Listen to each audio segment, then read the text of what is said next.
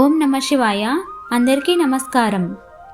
ఈరోజు చందనాభి ఛానల్ అందిస్తున్న కార్తీక పురాణం 4వ రోజు కథ.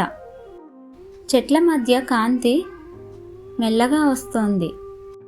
గాలిలో పూల వాసన, వనంలో నిశ్శబ్దం, శాంతి ఉన్నాయి. ఈరోజు కార్తీక మాసం 4వ రోజు. ఇది చాలా ప్రత్యేకమైన రోజు. ప్రకృతిని పూజించే రోజు.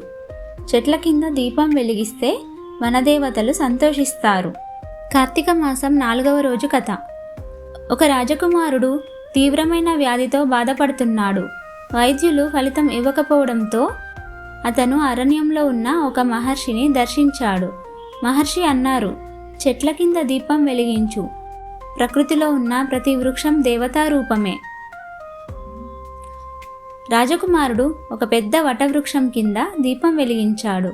ఆ కాంతితో వనదేవతలు సంతోషించి అతనికి ఆయురారోగ్యాలను ప్రసాదించారు. శివుడు అన్నారు, ప్రకృతిని గౌరవించే భక్తుడు నాకు అత్యంత ప్రియుడు. భావం: ప్రకృతిని పూజించడం అంటే శివునిని పూజించడమే. ఓం వనేశ్వరాయ నమః.